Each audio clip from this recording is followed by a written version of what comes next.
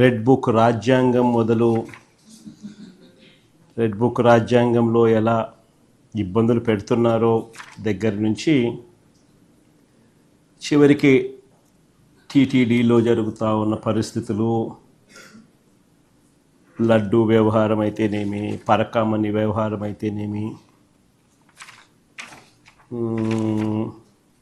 ఇంకా చివరిగా చంద్రబాబు నాయుడు గారు ఏ రకంగా తన కేసులను తాను దగ్గరుండి ఏ రకంగా చంద్రబాబు నాయుడు గారు తానే దొంగ, తానే పోలీసు, తానే పబ్లిక్ ప్రాసిక్యూటరు,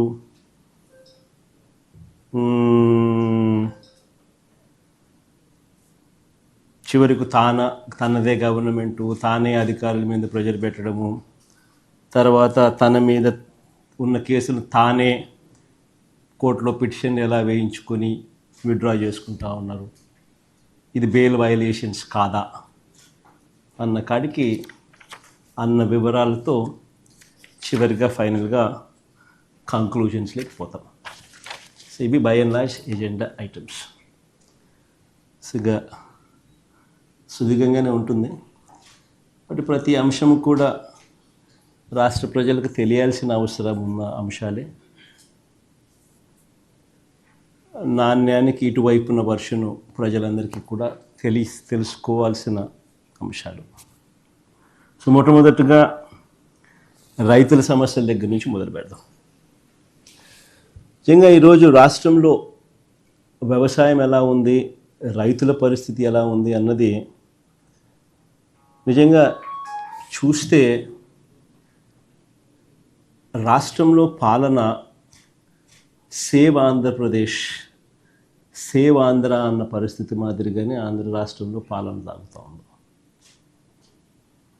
అందరూ కూడా దేశం మొత్తం కూడా హలో ఇండియాస్, మా రాష్ట్రం వైపు ఒకసారి చూడండి అని చెప్పి నిజంగానే ప్రతి ఒక్కరం అనాల్సిన పరిస్థితిలోనే ఈ రాష్ట్రంలో ఈరోజు పాలన సాగుతూ ఉంది. మరి ముఖ్యంగా అడుగులు ముందుకు వేస్తే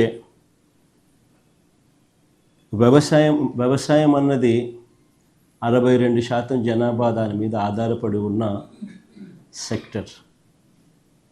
ఈ వ్యవసాయం అన్నది ఏ రాష్ట్ర ప్రభుత్వమైనా కూడా రైతులను సంతోషంగా పెట్టి, వ్యవసాయం అన్నది ఒక పండుగగా చేస్తేనే, రైతు సంతోషంగా ఉంటేనే రాష్ట్రం సంతోషంగా ఉంటుంది.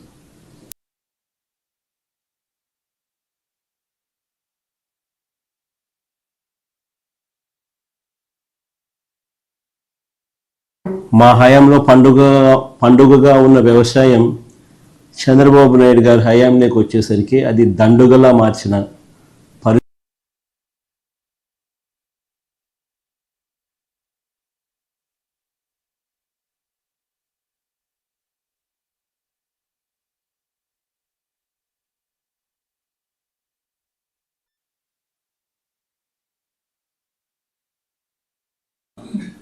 సెక్టర్. ఈ వ్యవసాయం అన్నది ఏ రాష్ట్ర ప్రభుత్వమైనా కూడా రైతులను సంతోషంగా పెట్టి, వ్యవసాయం అన్నది ఒక పండుగగా చేస్తేనే, రైతు సంతోషంగా ఉంటేనే రాష్ట్రం సంతోషంగా ఉంటుంది.